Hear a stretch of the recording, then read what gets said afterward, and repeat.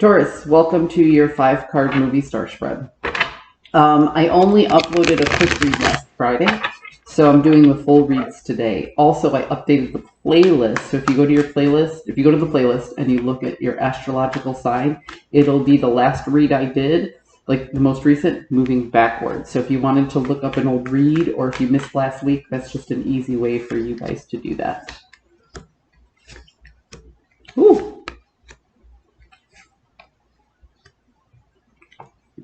Okay, Taurus. Wow. So here you are looking to meet somebody on an equal platform. Okay. This is you. This could be a friend, a family member, or even a romantic partner. But remember, it could also be vocational. It could be a contract or something like that. So what you're hoping for is to bring honesty and stability to this contract or union.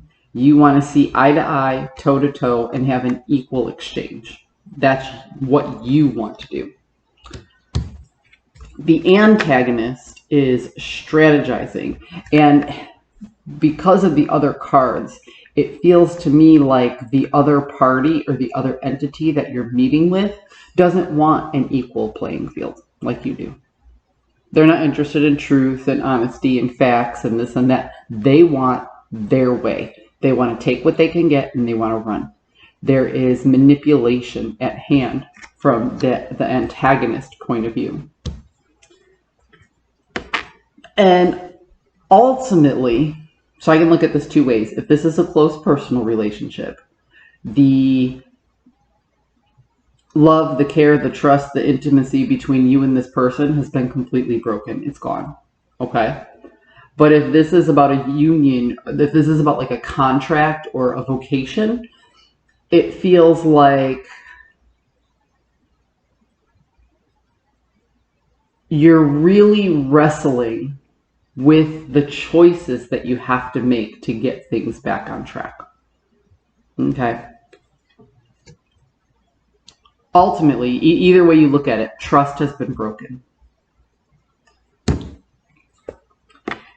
And you're dwelling on that. As much as you don't want to, you really don't want to dwell on what happened in the past and the this and all of the negativity, all of the cups that have been spilled, all of the losses, the time, the energy, everything that you put into something. You don't want to dwell on it, but you just can't help it. It just keeps coming back. Grief happens in waves. And the reason that happens is because our bodies are not intended to take on all that pain and suffering at once when the pain and suffering is that great.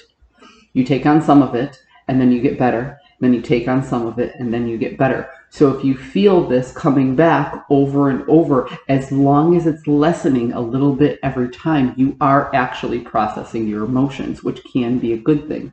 Sometimes you just have to feel the feeling, because if you run from it, you aren't healing it. If you acknowledge it and move past it, well, then you're making it worthwhile. You're making it something. You're making it a lesson learned. You're making it something that you overcame. You know what I mean? You're putting a reward to the loss when you actually take the time to feel it through and let it go. And like I said, grief comes in waves. We get this card a lot when people are getting those 2nd, 3rd, 4th, 15th, 27th waves of grief. As long as it's lessening a little bit each time, then you're headed in the right direction. You're putting your guard up, but you're also defending. You're putting your guard up in the intention to defend your own integrity in this situation. Because like I said, you're the person with the integrity. You're the person who wants equal footing and balance between two. This person is lacking integrity because they're the ones who are just taking what they want and walking out the door. They're not concerned with you in this situation. Hence the broken trust, the grief, and the need to defend yourself. It all makes sense to me. Ouch. Ooh, 2 wanted to come out. All right, we'll take them all. Taurus. So here you are responsible for your own emotions. You are keeping up a good poker face. You are doing what it is you have to do in order to take care of and manage your environment. You have your toe in the ocean of emotion here, meaning that you have a better understanding of the other person's emotions and their perspective than they even know. So not only do you understand your emotions, but you understand theirs as well. And that gives you the upper hand in this particular situation. You have the bird's eye view. And it's making you feel better. Okay? Even though you're dealing with all this craziness, you recognize that, you're interested in the truth and the facts. You understand the truth and the facts.